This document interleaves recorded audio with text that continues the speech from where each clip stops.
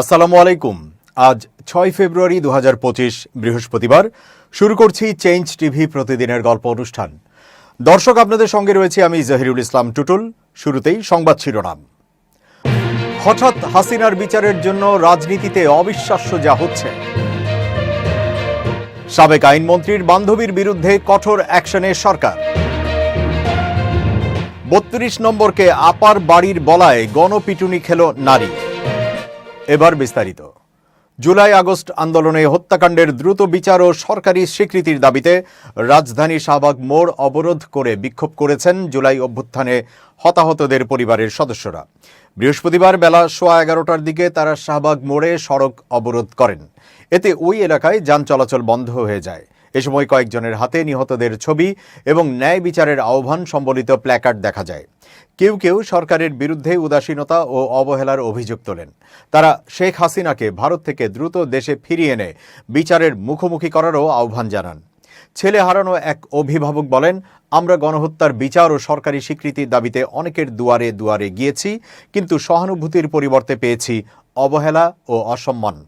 পরিবারগুলোর অভিযোগ, তারা গত কয়েক মাস ধরে প্রধান উপদেষ্টার সঙ্গে দেখা করার চেষ্টা করে আসছেন, তবে তাদের সেই সুযোগ দেওয়া হচ্ছে না। জুলাই গণহত্যায় চলমান বিচারিক কার্যক্রমের সমালোচনা করে শহীদ পরিবারগুলো বিষয়টিকে সার্কাস বলেও অভিহিত করেছেন। তারা জানান, মারাত্মক ক্র্যাকডাউনের আদেশ দানকারী এবং পরিকল্পনা বাস্তবায়নকারী অনেকেই এখনও বিচারের সম্মুখীন হয়নি। অধিকাংশ অপরাধী প্রকাশ্যে স্বাধীনভাবে ঘুরে বেড়াচ্ছে। এটা শহীদদের স্মৃতির প্রতি অপমান। দাবি আদায়ে আন্দোলন চালিয়ে যাওয়ারও ঘোষণা দিয়েছেন আন্দোলনকারীরা। ভোটাধিকার হরণ করায় শেখ হাসিনা ও তার দলের এমপি মন্ত্রীদের বাড়ি বাড়ি ভেঙে জুলাই আন্দোলনে শহীদদের পরিবারের জন্য ভবন নির্মাণ করে প্রতিটি পরিবারকে ফ্ল্যাট উপহার দেওয়ার দাবি জানিয়েছেন বৈষম্য বিরোধী ছাত্র আন্দোলনের মুখ্য সংগঠক আব্দুল হান্নান মাসুদ। নিজের ফেসবুক অ্যাকাউন্ট থেকে দেওয়া এক স্ট্যাটাসে এমন আহ্বান জানান তিনি, যেখানে হান্নান লেখেন, খুনি হাসিনা সহ সকল ভোটচোর ফ্যাসিস্ট এমপি মন্ত্রীর আবাস ভেঙে সেখানে ভবন করে প্রতিটি শহীদ পরিবারকে ফ্ল্যাট উপহার দেয়া এখন সময়ের দাবি। এর কিছুক্ষণ পরই অপর একটি স্ট্যাটাসে এই সমন্বয়ক লেখেন, এটা এই প্রজন্মের ক্ষোভ, বাপকে বেইচা মানুষকে গুম খুন করার ক্ষোভ, চোখের সামনে তাদের ভাই বোনদের রক্ত ঝরানোর ক্ষোভ। এটা যে কোনো স্বৈরাচারের অত্যাচারীর জন্য বড় শিক্ষা হয়ে থাকবে, যদিও কেউই ইতিহাস থেকে শিক্ষা নেয় না। এদিকে বুধবার রাতে ধানমন্ডি 32 নম্বরে শেখ মুজিবুর রহমানের বাড়িতে ভাঙচুর ও অগ্নিকাণ্ডের ঘটনায় এক ফেসবুক স্ট্যাটাসে সমন্বয়ক সার্জিস আলম লিখেছেন, আবু জাহেলের বাড়ি এখন পাবলিক টয়লেট। একই রকম স্ট্যাটাস দিতে দেখা গেছে ছাত্র আন্দোলনের সমন্বয়ক হাসনাত আবদুল্লাহ ও নুসরাত তাবাসসুমকেও। হাসনাত তার স্ট্যাটাসে লিখেছেন, ঐক্যবদ্ধ বাংলাদেশ। নুসরাত লিখেছেন, 9টা বলে 8টায় শুরু করার ধিক্কার জানাই, হায়রে মানুষ, ছি সমন্বয়ক ছি। বুধবার রাত 9টায় নিষিদ্ধ ঘোষিত সংগঠন ছাত্রলীগের নেতাকর্মীদের সঙ্গে ক্ষমতাচ্যুত প্রধানমন্ত্রী শেখ হাসিনা ভার্চুয়াল অধিবেশনে যোগ দেন, যার প্রতিবাদে বুধবার রাত 9টার দিকে লং মার্চ টু ধানমন্ডি 32 কর্মসূচির ঘোষণা দেয় জুলাই রেভলিউশনারি অ্যালায়েন্স। এরপর বিভিন্ন স্লোগান দিয়ে ধানমন্ডির 32 নম্বরের বাড়ি ভাঙচুর শুরু করেন তারা। ছাত্র শিবিরের সভাপতি জাহিদুল ইসলাম বলেছেন, জুলাই আগস্টের অভ্যুত্থান পরবর্তী 6 মাস অতিক্রান্ত হলেও গণহত্যাকারী আওয়ামী লীগ ও তাদের দোসরদের বিচার সম্পন্ন না হওয়া দুঃখজনক। এই বিচারের দীর্ঘসূত্রিতা দেশের মানুষকে হতাশ করেছে। ছাত্র শিবিরের 48তম প্রতিষ্ঠাবার্ষিকী উপলক্ষে আয়োজিত সংবাদ সম্মেলনে এসব কথা বলেন তিনি। ব্রিফিংয়ে তিনি বলেন, শহীদ আবু সাঈদ, মুগ্ধ ওয়াসিমদের বুকের তাজা রক্তে বৈষম্যহীন ও সম্প্রীতির রাষ্ট্রের স্বপ্ন বুনে গেছেন। তাদের অকৃত্রিম আত্মত্যাগ ও অনন্য সাহসিকতার ফলে স্বৈর শাসনের পতন হয়েছে। ছাত্র শিবির সভাপতি বলেন, আওয়ামী সন্ত্রাসীদের গ্রেফতারের পরিবর্তে জামিনে মুক্ত করা হচ্ছে, যা কোনোভাবেই কাম্য নয়।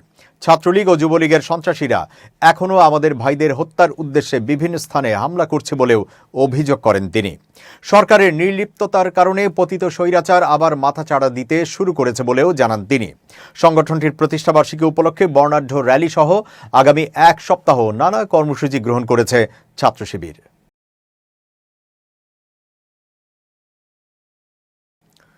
ছাত্র অধিকার পরিষদের সভাপতি বিন ইয়ামিন মোল্লা বলেন, যারা ধানমন্ডি 32-এ আপনাদেরকে আওয়ামী লীগ নিধন করতে নিয়ে গেছে, তারা আপনাদের ভুল জায়গায় নিয়ে গেছে। সেখানে কোনো আওয়ামী লীগ এখন নাই। তিনি বলেন, ধানমন্ডি 32 আপনারা যতই গুড়িয়ে দেন, আওয়ামী লীগ ফিরলে সেটা আবার বানানো হবে। তাহলে আওয়ামী লীগ কোথায় আছে? আওয়ামী লীগ আছে সচিবালয়ে, আছে প্রশাসনে, আছে সেনাবাহিনীর ভিতরে, আছে মিডিয়া জগতে, আর তাদের অর্থ আছে তাদের বানানো ব্যবসায়ীদের কাছে। ধানমন্ডিতে আপাতত কিছুই নাই। বুধবার রাতে সামাজিক যোগাযোগ মাধ্যম ফেসবুকে দেওয়া এক পোস্টে তিনি এসব কথা বলেন। এই ছাত্রনেতা আরও বলেন, আওয়ামী লীগকে নিষিদ্ধ করতে হলে, তাদের সমূলে উৎপাটন করতে হলে হয়তো এখন আমাদের মার্চ টু সচিবালয় করতে হবে, মার্চ টু যমুনা করতে হবে, যেন সরকার তাদের কার্যক্রম নিষিদ্ধ করে, ফ্যাসিবাদ নির্মূলে শক্তিশালী ভূমিকা পালন করে, বিপ্লবীদের নিয়ে শক্তিশালী ও অংশগ্রহণমূলক একটি সরকার গঠন হয়, বিপ্লব যেন মাঠে না মারা যায়।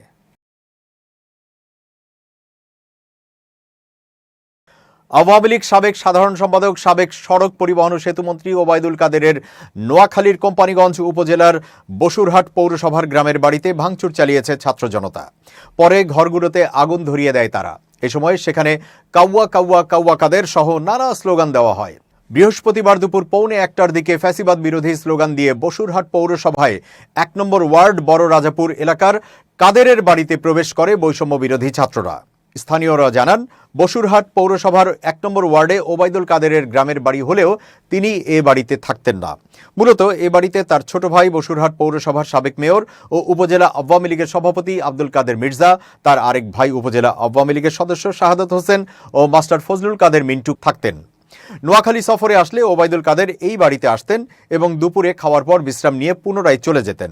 বিক্ষুব্ধ ছাত্র জনতা বলেন, গত জুলাই আগস্টের আন্দোলনে ছাত্র জনতার উপরে যে হামলা ও নিপীড়ন চালিয়েছিল তার মাস্টার মাইন্ড ছিলেন ওবায়দুল কাদের।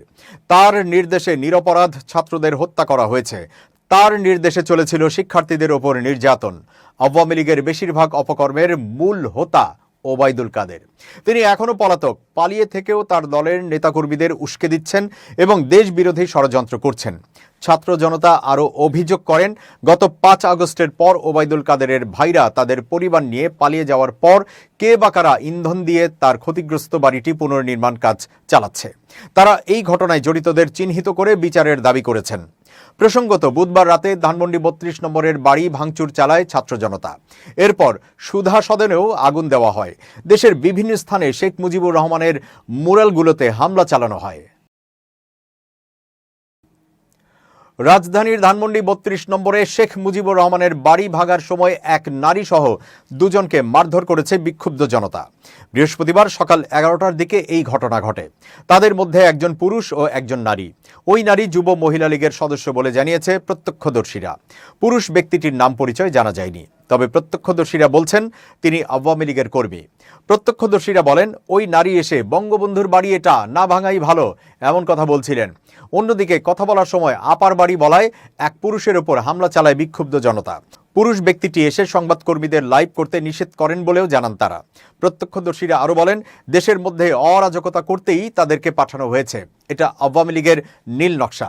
তারা কলকাতায় বসে বসে দেশের এই অবস্থা দেখে কর্মীদের পাঠিয়েছে।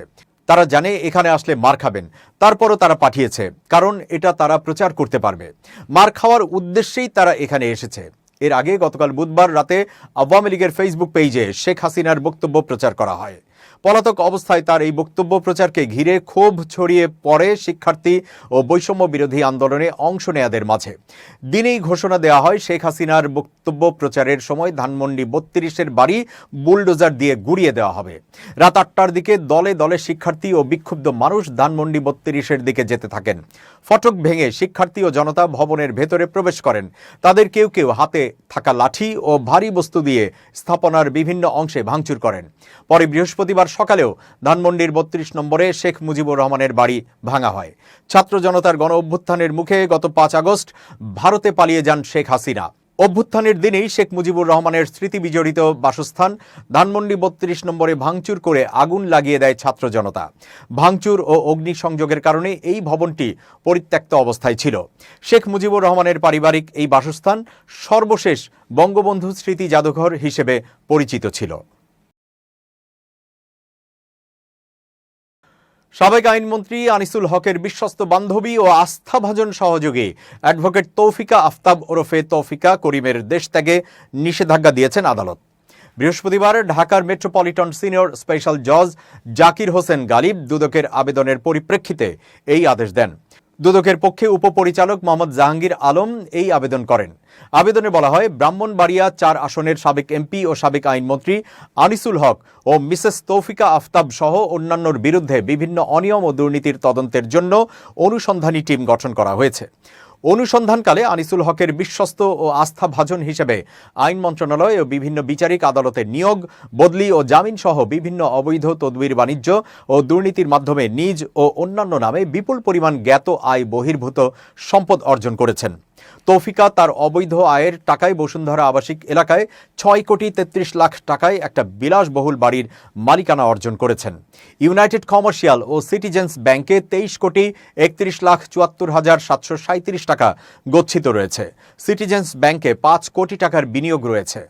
বিশ্বস্ত সূত্রে জানা গেছে, তৌফিকা আফতাব অবৈধভাবে অর্জিত সম্পদ হস্তান্তর করে বিদেশে পালিয়ে যেতে পারেন, তাই তার বিদেশ গমনে নিষেধাজ্ঞা দেওয়া প্রয়োজন। এবার খুব জরুরি 1 মিনিট জানাচ্ছেন ইউনেস্কো ক্লাব পুরস্কার বিজয়ী সাংবাদিক আবিরুল মোমিনিন মালিক। খুব জরুরি 1 মিনিটে প্রত্যেককে আমন্ত্রণ। আপনি ফোনে অন্যকে কিভাবে সম্ভাষণ করবেন, এটাও একটা জানার বিষয়। অনেক সময়েই দেখা যায় যে ফোন করেই অপর প্রান্ত থেকে এটা বলা হয় যে এটা কোন জায়গা। একটা প্রশ্ন স্বাভাবিকভাবে আসে, আপনি কি জায়গাকে খুঁজছেন নাকি ব্যক্তিকে খুঁজছেন?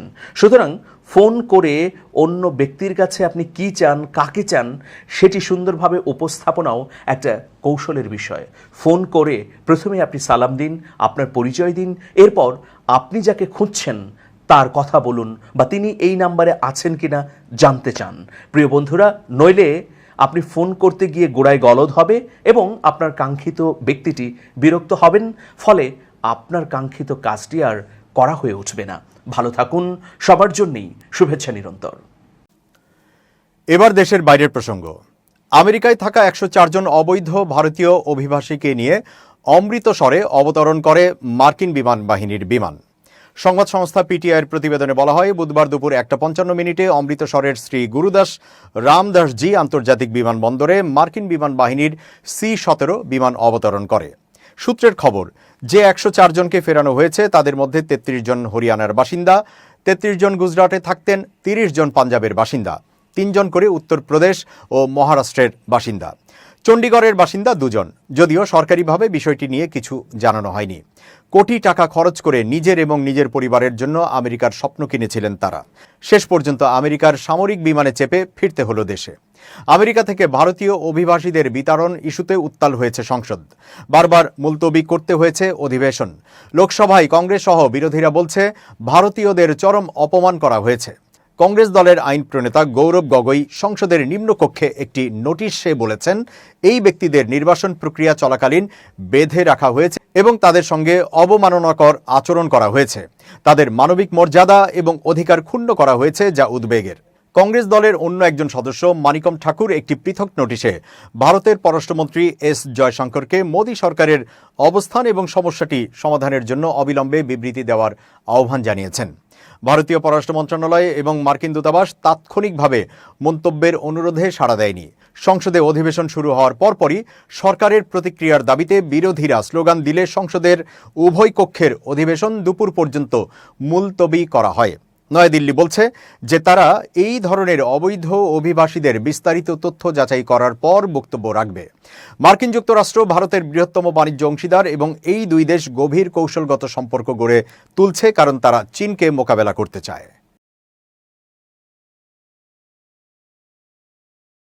দর্শক, শেষ করছি প্রতিদিনের গল্পের আজকের গল্প। changetv.press বাংলাদেশের ইউটিউব জার্নালিজমের অগ্রদূত।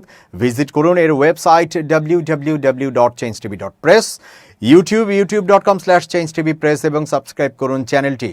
নিয়মিত লাইক, কমেন্ট ও শেয়ার করে আপডেট রাখুন নিজেকে। ভালো থাকুন, নিরাপদে থাকুন, শুভেচ্ছা নিরন্তর। changetv.press, এক ফোঁটা হলুদও নেই।